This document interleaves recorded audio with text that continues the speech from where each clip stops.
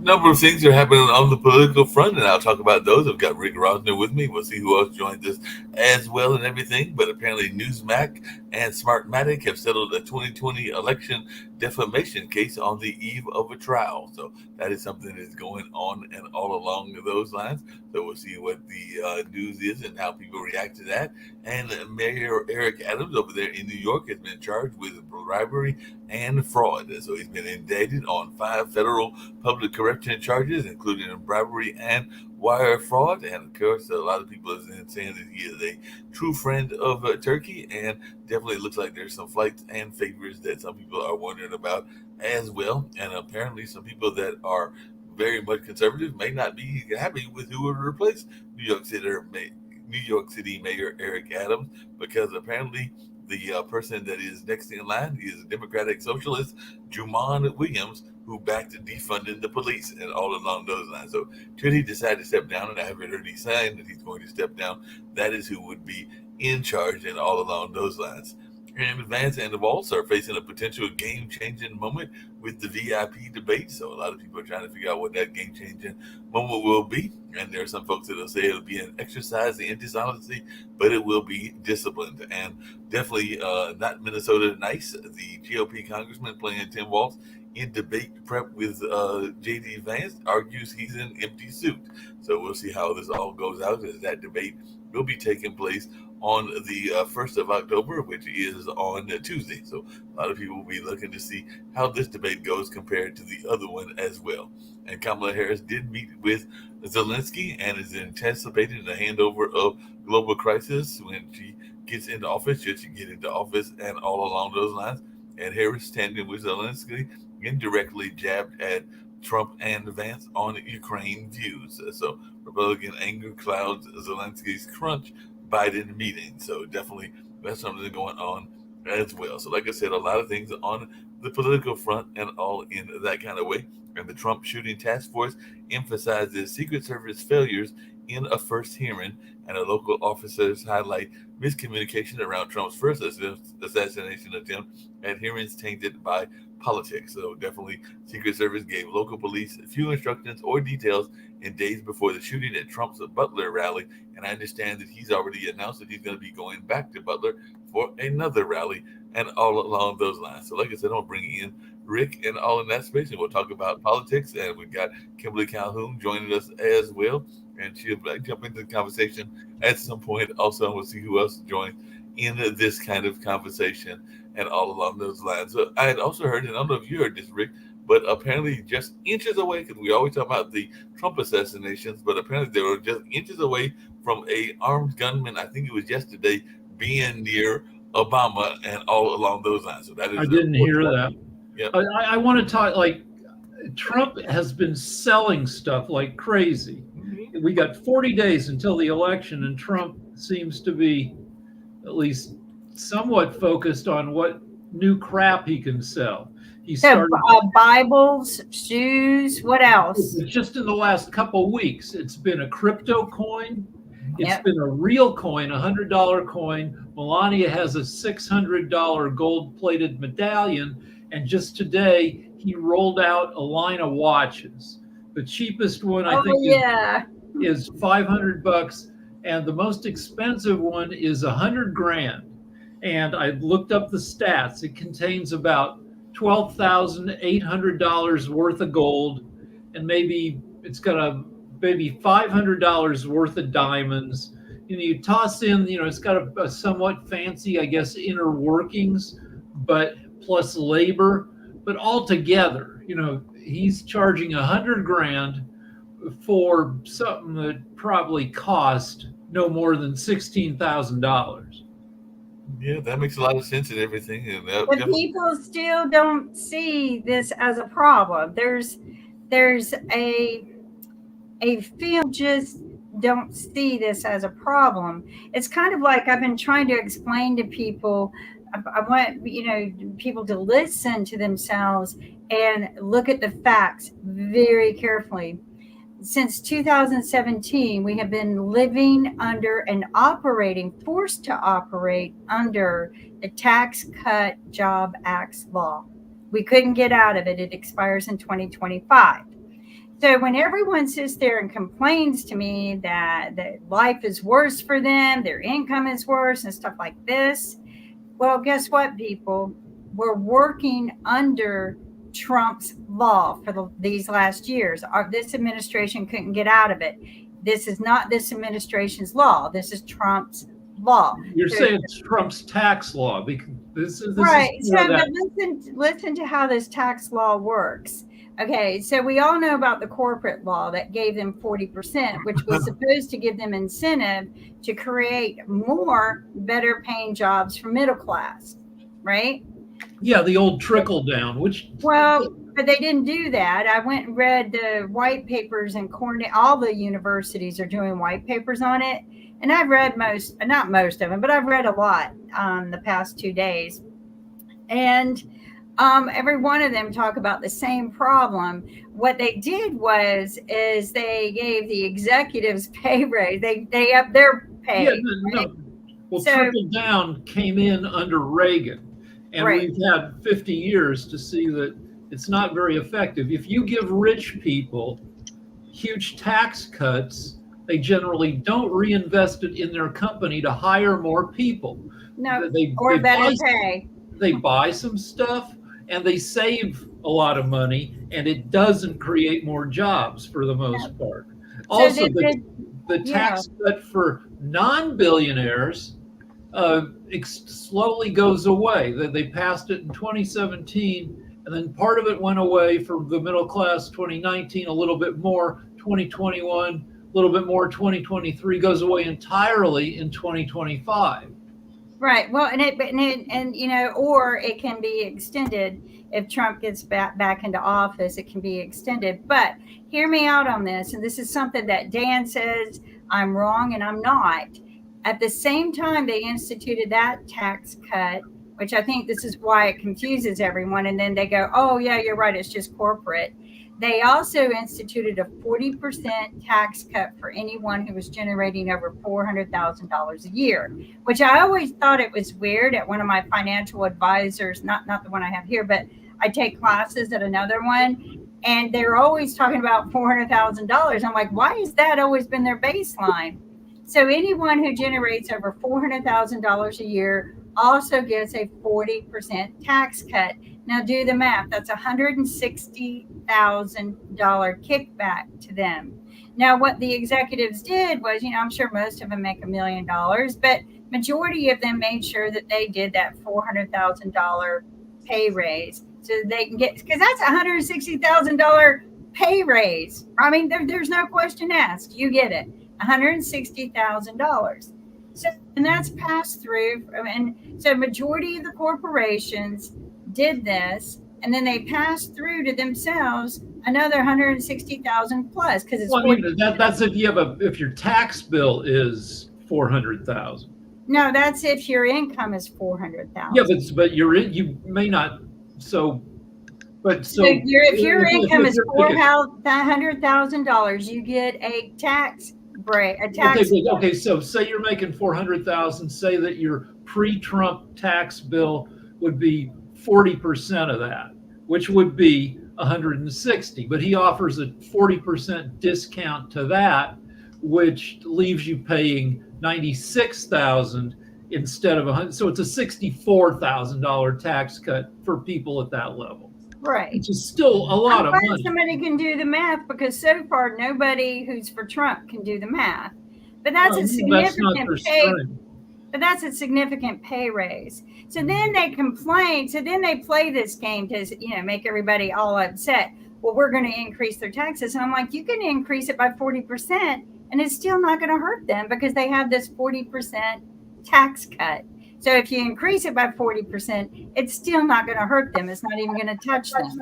But they whine and complain, oh, you're taxing me more money. It's not even going to touch them. It's not even going to break even. So what I'm going to tell people is that if your life is worse right now and your income is worse and there weren't enough jobs for you to get better paying jobs, then that's due to Trump's tax bill. And it wasn't due to Biden, it was due to that. And that's who you need to blame. Now, if your life is better, like mine, actually, but not because of a job, just because of investments. But if your life is better with your job and you got a better paying job and there were more options for you for better paying jobs, then that was Trump. And you need to give him credit for it because, again, we've been living under that structure for these 4 years. And so I don't know what you can tell people that will make them not vote for Trump. We're approaching. Well, everyone sits there and says that it's been the worst 4 years they ever had. Well, but we're approaching the 8th anniversary of the release of the Access Hollywood pussy tape, where Trump said he could grab women by the crotch, and they let him because he's a star. That happened on October 7th, 2016, a month before the election. I was very excited. My wife and I were shopping for TVs at Best Buy, and I'm telling the salesman, my wife is telling me to shut up. The salesman doesn't care, but I was excited because I thought, that's it. That's the end of the election for Trump. Didn't make a difference. Nope. Today, General Stanley McChrystal, the commander of the U.S. forces in Afghanistan, fired by Obama, he was kind of a loose cannon, but he just said that character matters and that he has already cast his vote for Kamala Harris. Will that change anybody's mind on the MAGA side? No. I don't think you can change the MAGA side. Character doesn't matter to most people. The economy. My sister even told me, I don't give a damn about the character. I don't care if he raped women. I don't care how many women he raped or children. It's the economy I care about. Well, she might care about the children, but she doesn't care. She doesn't care. She said you can accuse 8 years ago, I followed how many newspapers were endorsing Hillary Clinton versus Trump. And something like 600 newspapers endorsed Clinton. And I think fewer than a dozen newspapers endorsed Trump. Didn't matter. Didn't frickin'. So whether they were endorsing him or not, if you go back and look, because this was a theory I tested because of Elaine Marshall here, our Secretary of State, and I were having this conversation, and my husband brought it up too, that whoever's in the newspaper the most will win. And Trump was in the newspaper every day for saying something stupid, but he was not just in the newspaper every day. He was on every freaking page. He was in the sports. And on TV. So there are people who calculate and everything, because definitely Peter brought it up earlier on the Wall Street Hacker. There is this notion, I don't know that I necessarily agree with it, and part of it is because I come from the field and everything, but there's this notion that the journalists are being biased against Trump and everything. So that's kind of what Peter Bennett was saying on the Wall Street Hacker and everything, and he brought up an article around how the New York Times had shifted its focus and everything. I've mentioned that talk radio has very much been pro-conservative ever since the Rush Limbaugh days and even before then and everything. But what is your take for people like Peter Bennett that are claiming that the media is biased against Trump? Two things. One is that there are people who calculate how much news coverage is worth to you. If you're on the news, how much, and you're getting coverage for free, how much would it cost to buy an ad on that same show that for the same amount of time that they were discussing, that the reporters were discussing you? And if you do the math, Trump got $4 billion worth of free media coverage in 2016. And it's probably not a lot different this time around. So that's thing one. Thing two is this sane washing thing, where it's hard to cover Trump because he says a lot of nonsense and a reporter wants to make things make sense. So they'll take the nonsense he says and they'll paraphrase it in a way that it sounds, at least makes some kind of sense, which cleans up his gibberish. I think the problem is, and I got the two dogs going in the background. But the problem is that again we go into this idea that we're grading each other. We're grading Donald Trump on a curve and also allowing him to play victim at the same time. That's where the problem is. If you watch, to make it a sports analogy, last night the Connecticut Sun beat the Indiana Fever. Caitlin Clark was on the Indiana Fever. They missed more shots. Also, there were more fouls called against them. Does that mean that the refs were unfair? No, it doesn't mean that the refs were unfair. It just means that they committed more fouls. So when Donald Trump gets called out for telling a lie, he's actually telling a lie. He's legitimately telling a lie. But they're allowing him to play a victim and say, hey, they're calling me out all the time. Well, stop lying and they won't call you out. But we're allowing the media and individuals within the media to play into this narrative that, oh, they're being mean to Trump by telling the honest truth. The man raped somebody. Saying that somebody isn't a lie, it's actually telling the truth about him. He was credibly accused of sexual assault and harassment on 26 other women, including, a girl who was 13 at the time.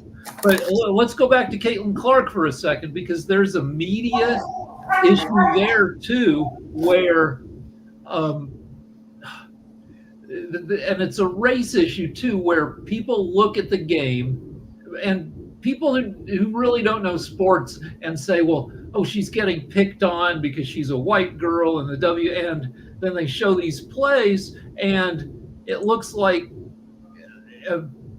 any kind of chippy basketball where people run into each other. Well, the thing is, what ended up happening, and I was talking to Kim about this earlier, what ended up happening is that Caitlin Clark became the Great White Hope. She was everything, because basketball has been seen as a black sport for a while.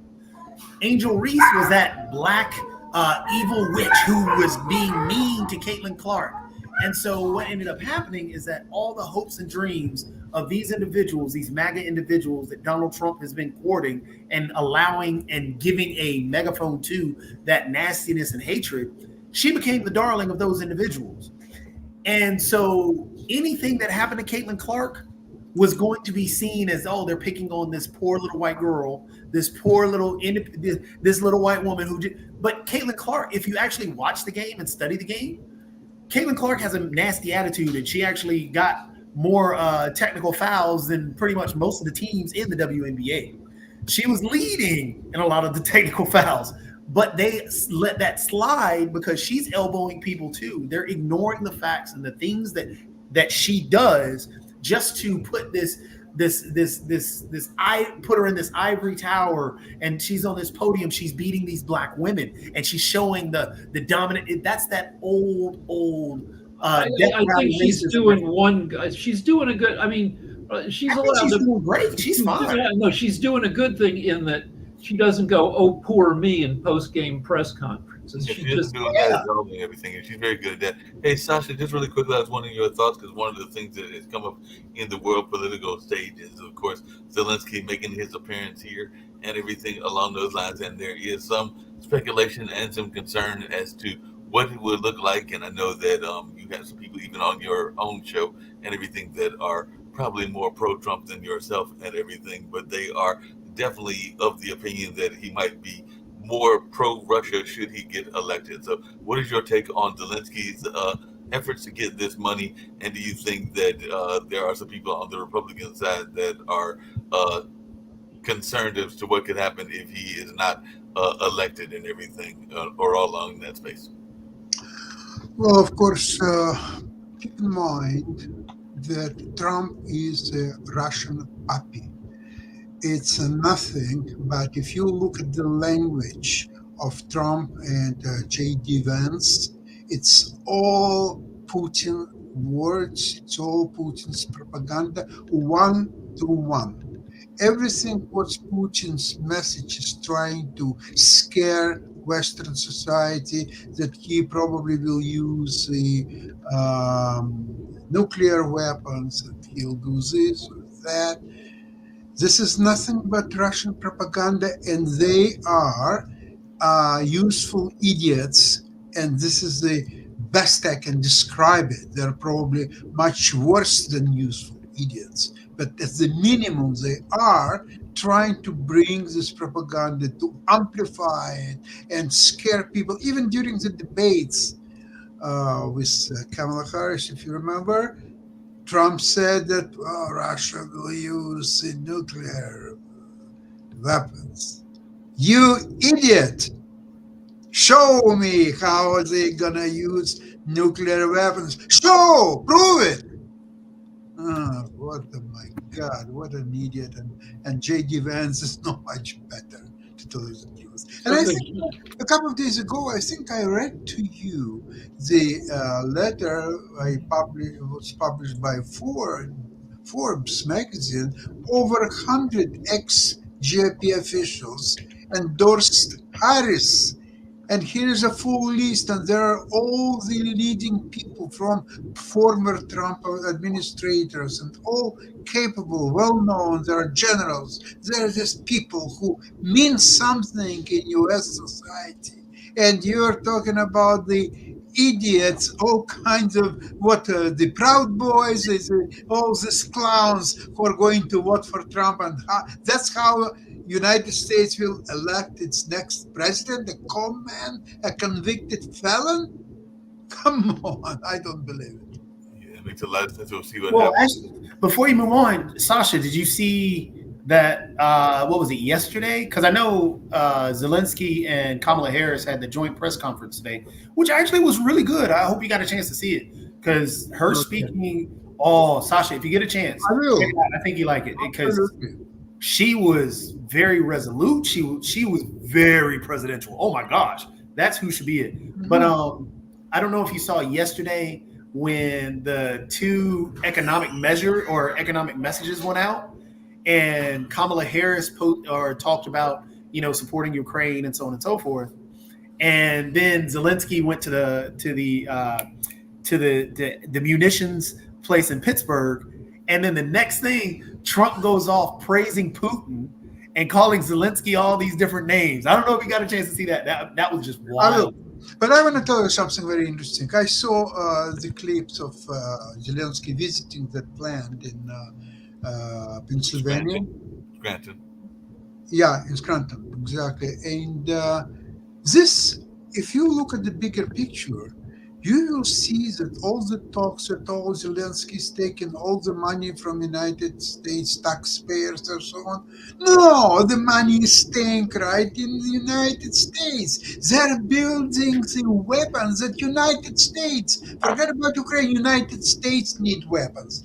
The Western Europe needs weapons. NATO needs weapons, because it's already been calculated that no later than 7 years from now, there will be clash between NATO and Russia. It's unavoidable. Just too many weapons, including nuclear, were already built in the world. They are there. And if they are there, how to describe it? Okay, if you read Anton Pavlovich Chekhov, he's saying this: if on a wall there is a rifle, sooner or later it will shoot, because there must be a reason why it's there. So when you build so many weapons, they have to be used one day. So the clash is unavoidable. 7 years is the latest. It could be in 4 years. Could be in 3 years. Right now, West is not ready to fight Russia. Neither nuclear, neither the conventional war. They just don't have enough weapons. They don't have enough shells. They don't have enough weapons to fight. So whatever they're sending to Ukraine, it all has to be produced by factories like in Scranton and many others. They have to get ready. The war is unavoidable. And there must be awareness of that. An awareness of that, of what kind? So I just tried to look it up, and there's an article in the Washington Post that I can't really see because you have to pay to see it. But in the glimpse I saw, it said, this is from last November, of the 68 billion that was allocated to Ukraine, 90% stayed in the U.S. to go to weapons manufacturers. Absolutely. This creates jobs, which creates economy. This is fantastic for the United States. So stop crying out loud. Stop crying that, American taxpayers paid money, so they have to pay extra 5 cents for gasoline. What a garbage. I can't even. All right. I found another article that said not 90%, 60%. But anyway, it goes to the U.S. But anyway, it's mostly going to the U.S. manufacturers and everything. I had a question for Kim, and maybe she's got some thoughts around it and everything, because I kind of alluded to it. It was actually over the weekend and everything.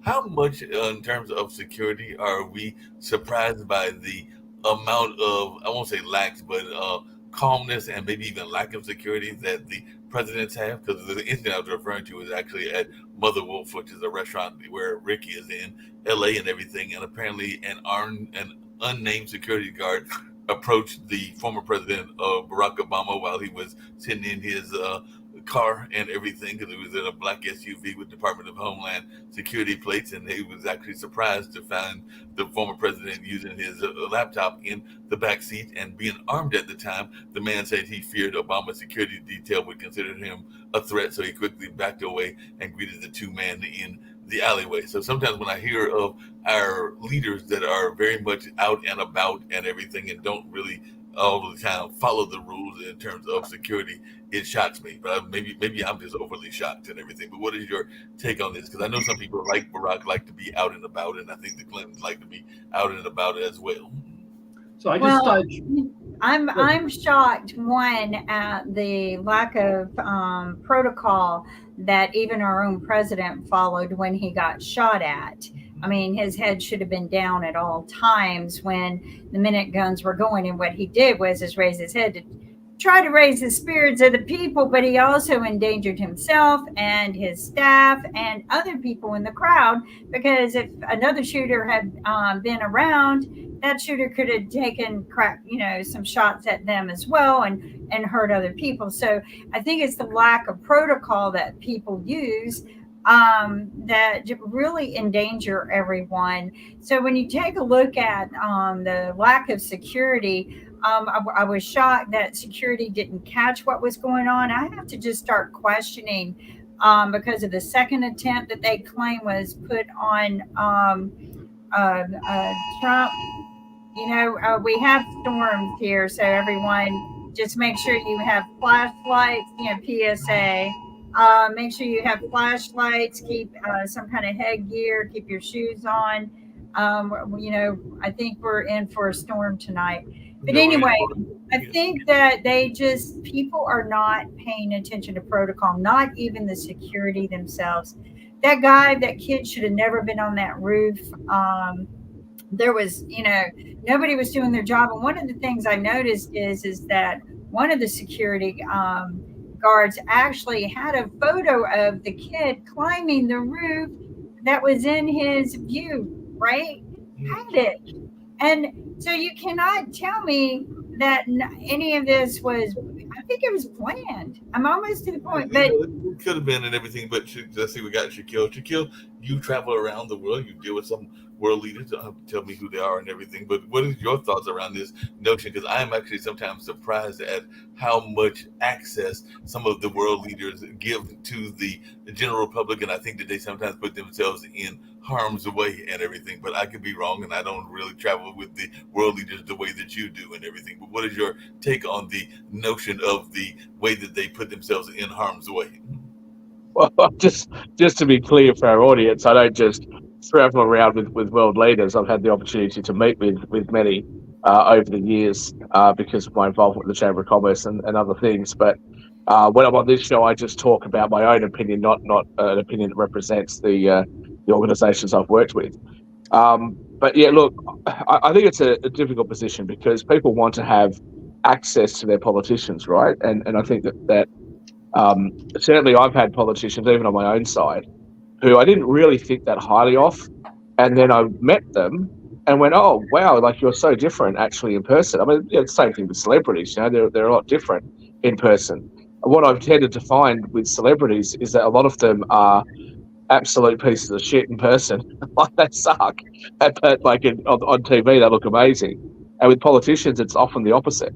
A lot of politicians that I thought I really wouldn't like, you meet with them and you think, wow, that's you're actually way different. So, look, what do? You have too much security and then you don't have access to your politicians, or do you let your politicians have that access and have that contact with the public at the risk that, sometimes people can do stuff? I think that the risk is heightened in the United States. We had a news article that came out here in Australia a little while ago, a handful of months ago, before anything had happened in the US, about what sort of security detail our leaders have. And one of the things that came up is that we actually don't have a lot of people with this kind of experience, with protective detail type of experience, because we don't tend to assassinate or attempt to assassinate our prime ministers that often. And Sasha, I can't remember a time that a prime minister in Canada was attempted to be assassinated. Maybe it's happened, I don't know, but it's not something that I can think of the top of my head as that ever happening. So I don't know. It's just something that I think is a little bit more uniquely American. And if you have a look at the recent assassination in Japan of the former prime minister, there was really a lack of security, but there was a lack of security because that sort of stuff just doesn't happen in Japan. It doesn't happen. So I think it's really sad. And I'll just say this. I know it's a very heightened time at the moment in the US, a very divided time, but violence is not the solution. I clearly at this point, I would prefer Donald Trump to be the president. Now, I'm not American, but if I was and Kamala Harris becomes the president, then I wish her the very best. Even from Australia, I wish her the very best. I hope that she's an effective president. I hope that the Democrats do an amazing job. Certainly, I wouldn't want her to be killed. So I think we just have to take some of the heat out and just recognise that in politics and in democracies, you don't always get what you want, and just respect that and advocate for your position for the next election. Right? That's how the process works. So 4 U.S. presidents have been killed by assassins. That's more than 1 out of 12. And if you include people who've just been shot or shot at, that includes Ford and Reagan. Presidents seem to underestimate the risk they're under.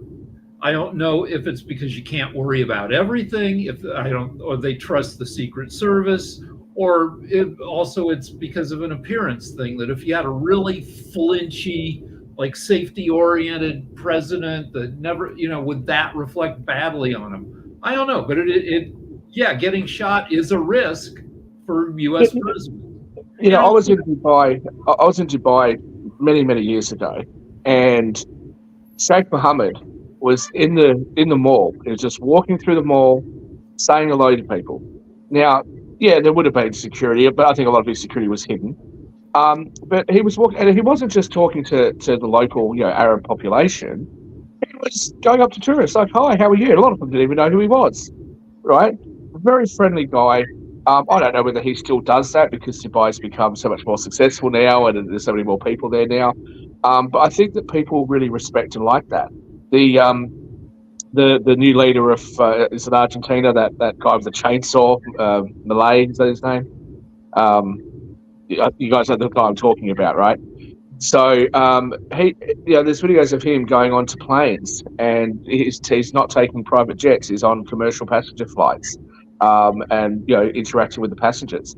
Jimmy Carter, there's a video of him around 10 years ago or so.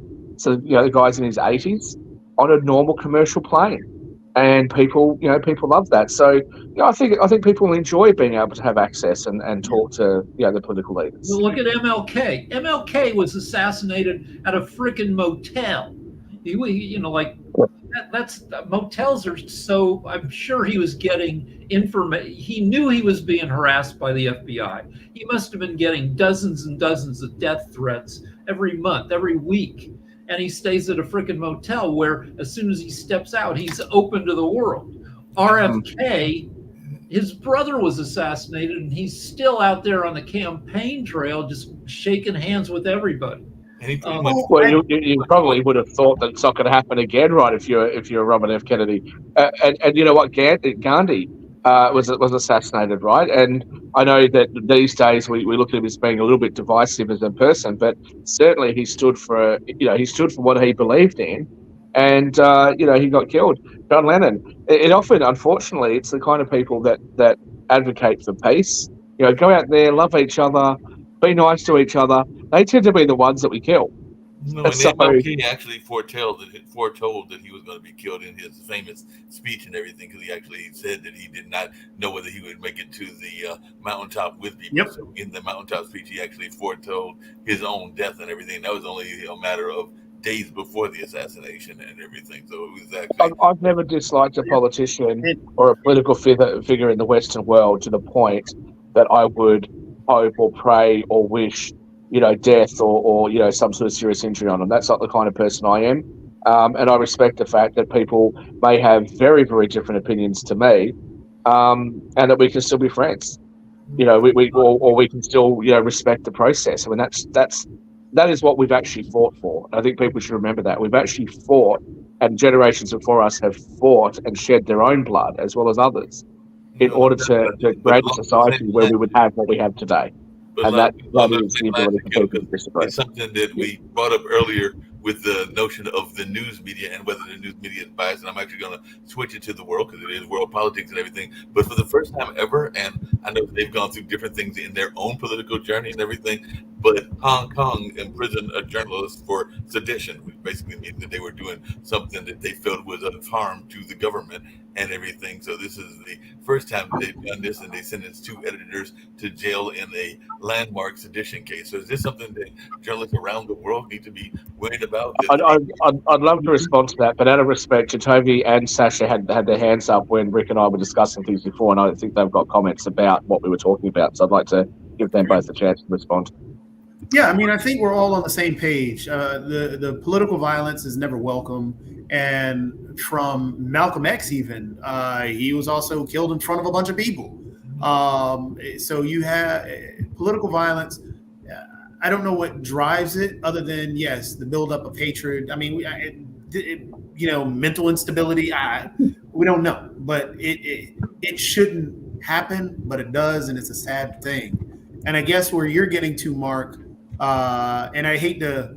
I hope I'm not changing it too far, because Sasha, I think you are up next, because I think it falls into the same vein, that journalists are now in that same threat zone. They've always been there in multiple countries, but I think that threat level has raised globally due to a lot of issues, not only around the world, but world leaders placing them in harm's way, just like what's going on with the Russian individuals that get arrested, journalists that get arrested. Then they're told we're told that they're terrorists, or they've done something crazy. It's sad what happens in terms of that political violence because somebody disagrees with you. I just want to bring up the craziest reason for an assassination, which was the attempted assassination of Reagan by a guy who thought it would impress Jodie Foster so he could get a date with her at a time when everybody in Hollywood already knew she was gay. I will say, though... Yeah, it was going to turn her straight, right? And Jodie's got to ring him. Oh, really? You killed... Oh, man, I love you. Oh, look, you are so sexy right now. I will say real quick, though, that these assassination attempts that have happened even just recently, one thing that... And I can't say the second one on the golf course was an attempt because there wasn't any shots or anything. I think it got more so out, similar to how there were other individuals in a similar fashion that got arrested or got shot going after Biden and Harris, or even there was the shots that took place at a DNC place. So what? So it's not an attempt unless a shot is taken. Come on, he sat there for 12 hours with a gun through the fence. Shaq, Like what I'm saying clearly is, the intent was there. what I'm saying is that attempt is similar to the attempts that already get thwarted. So I would say what happened in Pennsylvania with the shot happening, that was a true attempt similar to what happened with Reagan, that attempt actually happening. But I think there are a lot of times that don't get reported, that we don't know I think, and we don't get to see. And I think Antonio, I think if we're going to split legal hairs on this, that would be a whole different legal conversation. But let's go to Sasha, because Sasha wanted to say a few things I about was that. just saying that it is kind Well, of that's what he's been charged with, and I think that's a matter for the jury. But we can. And there are others I think if you want to have that conversation about attempted murder or attempted assassination versus a thwarted assassination, we can have that same sort of conversation on the law in relation to George Floyd and Derek Chauvin and those sorts of things as to what the law actually says, because the law is a little bit inconsistent in the way it defines certain things. Yeah, okay, I know you're going to say not for that because it's on your side, but the law is a little bit inconsistent. Like I said, you're just going to open up a can of words and have time to go into. Sasha, let's go to you. Let's do Sasha. I would like to mention that some professions are much more dangerous than others. If you will compare the profession of a journalist or politician, compare it to, say, interior designer. Okay, interior designer would guarantee that you will live much longer than average journalist or politician or so on. And thankfully, it's also sign of deterioration of the United States that assassins 50, 60, 70 years ago, they were much more skillful than today's assassins. At that time, they were killing whoever they intended to kill. Today, look at the failure. Once they try to kill, then another time they try to kill. Zero. Nothing. They are idiots, good for nothing. So this is, and the future assassins would be even probably worse, which is thankfully good for our journalists and politicians. So Sasha, I'm gonna go out of my way now to find some case law of where somebody has said, "Look, you decorated my house in a way I didn't like," and they're up on a murder for killing their interior designer. I want to address that journalist thing, though, if I may. Yeah. So, obviously, there's some concern about China's involvement or taking over of Hong Kong. I just want to point out that freedom of the press is not necessarily something that all other countries agree with. A lot of the criticism of China in this regard is interesting, because we sit here in the West and say we wish our media stopped putting out all of this negative stuff and maybe focus on some more positive things. Now, the Chinese actually say in their media exactly that. Stop focusing on all of the really negative stuff and let's get some of the better stories out there. Now, we can debate whether that's good or bad or otherwise. The Chinese people certainly think it is. The people in Hong Kong, there is some division there because of the UK. But a very interesting country to look at is actually Singapore. I really like Singapore. I do business out of Singapore. There are some very strict rules in Singapore that I don't like, but by and large, I think that the Singaporeans should be very proud of what they've achieved over there. And they're a very wealthy place as a result of what they've achieved. But the leader of Singapore for decades had a long-running thing with Western media saying we don't want the kind of divisiveness and the kind of instability that your type of media would bring to Singapore. Now, was that positive or negative? I don't know, but I can certainly tell you that I think that Singapore is one of the most exciting places in the world. Has it reached its pinnacle already? I don't know, but it's certainly a wonderful place to do business.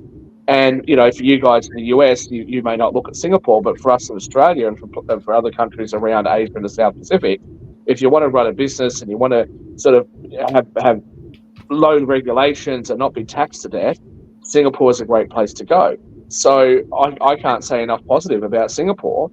Well, a lot But of they the don't companies necessarily, still they don't I'm necessarily like familiar with media. have done They business don't with necessarily Singapore. like media doing this sort of stuff, and they do have rules about it.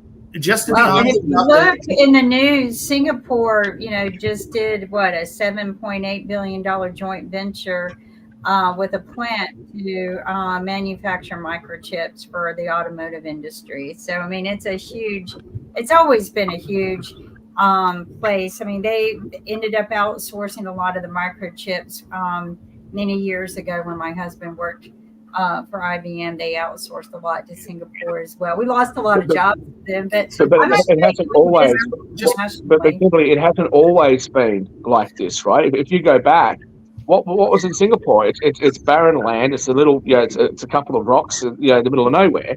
Nobody wanted it. What they did basically was they put a shingle on the door and sign on the door and said, "Hey, come on in. We're open for business. Come on in. Bring your ideas here, and we'll create the structures around you." And they were able to attract international talent to their tiny little country, and they deserve all the success that they've had. And that's the sort of thing that I think we need to look at in the West, because our legacy countries are becoming weaker and less competitive internationally. So just to point out, in terms of the honesty around the way the control of speech happens in China and in some of these other countries that you were advocating for, Singapore, I'm not sure about, but I definitely know about how China censors a lot of the actual speech. For example, even during the Olympics, when China was losing to Taiwan, China blanked the screen because they did not want to show anything in that situation.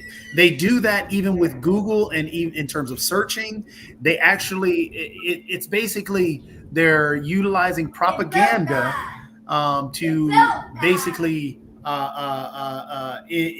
glorify. This is what's happening, Shaq. This is what's happening. I do have a little knowledge on this though. So I just have you been to China? Oh dear God! Here we go. Here we go. Here we go. I don't know anything, Shaq. Because you've just made a comment. You've just made a comment that I'm advocating for China. I'm not advocating for China at all. Shaq. Again, let me finish my point. Don't overtalk me. So to get back like you did to us, Shaq. Let me get back to my point. China does regulate speech. And that is true. That is what they did with the Uyghurs. That's what they do with Chinese Taipei. That's what they do. That's how they control and keep that media going. Russia does the same thing. So there are places that do regulate speech, and that's what happens. It's a fact of life. And don't tell me that it's not, because I have all empirical data to prove it. I can tell you whatever I like. Don't tell me what I can and cannot say. All right. While you're talking. No, let me respond. No, let me respond. Don't tell me. Excuse me. No, excuse me. Excuse me. Hey. Yeah. Okay. Oh, right. Excuse me. He's just said a couple of things. It's the same thing, right? He gets to say whatever the hell he likes, and I'm never allowed to respond. Dan's not allowed to respond either. And nobody else is talking, and we're arguing again. I want to bring up some very interesting news. Excuse me, Kimberly. He just made a comment that I'm advocating for China, and 3 times I've tried to respond to that. About the shooters. It's so funny, isn't it? It's so funny. You misrepresent something that I say, and then you never let me respond. For years and years and years, it's the same sort of thing. Good on you. Well done. I want to add that, China, Singapore, they've taken a lot of our good jobs, but what I want to talk about. Now let's change the topic. Anything but allow the only person who's not a lefty like you guys to respond. We just have news on the first shooter who attempted to kill President Trump.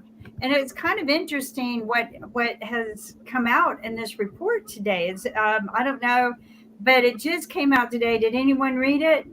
But anyway, so what's interesting in all of this is they had an autopsy done. The FBI had taken the body and ran a scan and things like that. And then the head of the police department there asked to have the body, and he wanted to do their own autopsy as well as some other people did. And mysteriously, the body went straight to the morgue for cremation. And Yeah.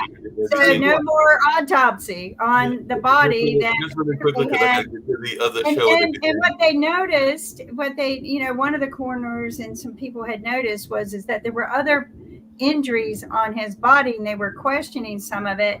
But they wanted to other legal entities wanted to run their own autopsy report, which that happens in many incidences. It's not uncommon. But the body went to the coroner's office and cremated. So he's this was a lousy assassin. He's a loser. He's been killed. Who needs his body? Just put it away, for Christ's sake. I think that there needed to be some answers to a lot of questions that were outstanding, on top of the fact, how did he get there with all the security? But what his body has with security, it's nothing to do whether he was killed with 2 bullets or 5 bullets or whatever. Maybe he died from. What if he was killed before? What if he was killed before he was put up there? I mean, you don't know until you run the autopsy report. He was taken out with a head.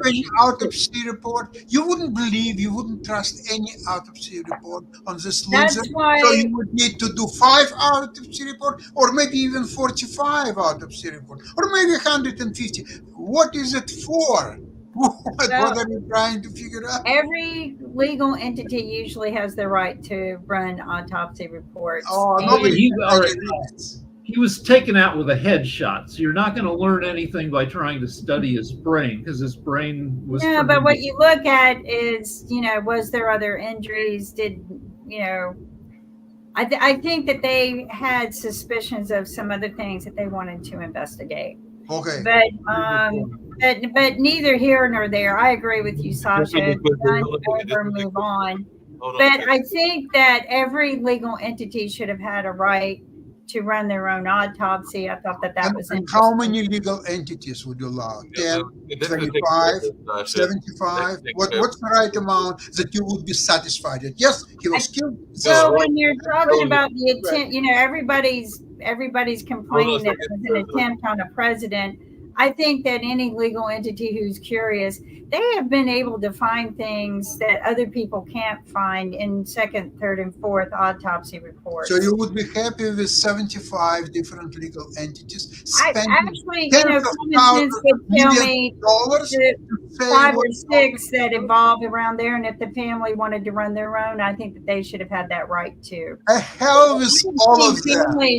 I have seen families run their own autopsy reports. Oh, hell with them. They want to run, pay the money, and do it. Okay? Now it's too late. Okay. Accept but you can't do that when the big one sent it to cremation. You can't do anything.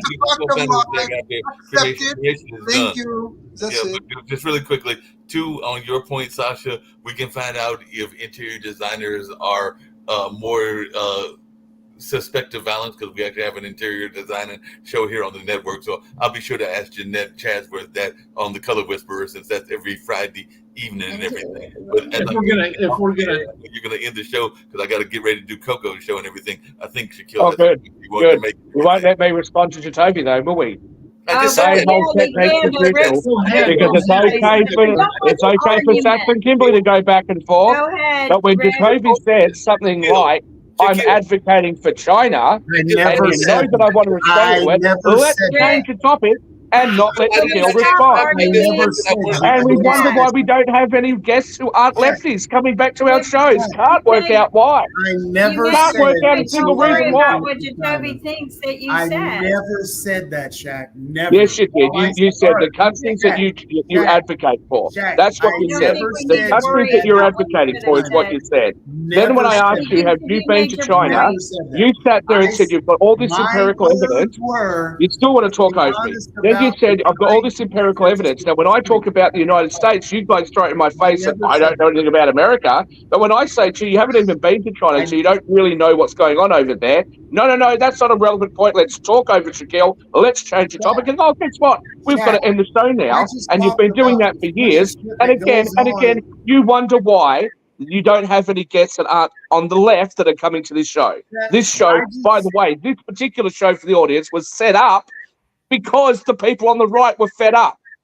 And the few times that people on the right come to this show, you do the same shit that they complain about on world politics. I never No, said that. Brilliant. the show Brilliant. wasn't Great. set up for Great the idea. people on the Great right. idea.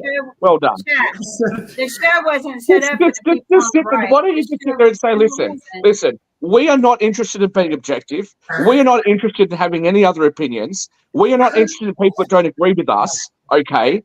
And what we are going to do is we are just going to continually, show after show after show, treat them like shit. And then when they lose their cool, we're going to go, oh, it's so funny. And then we're going to wonder why we lose elections. Then we're going to wonder why people aren't coming to our shows anymore. Shaq, Why don't you just make that as an announcement? Well, I'm not nobody's sure going to why come you to get so show if triggered. people are whining and complaining about why they don't get to talk. But Rick, what were you going to say? Oh, so it's okay when Jatovy does it. Hang on, Kimberly. So it's okay when Jatovy complains and you start muting the very same people that he spoke over the previous show.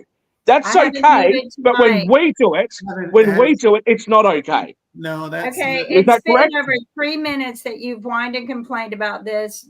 Rick, what's your I have No, it's been about 4 years. It's been about 4 years that I've whined and complained about this. I Not have 3 minutes. I have some Jack, I've nonsense. told you many times go start your own show.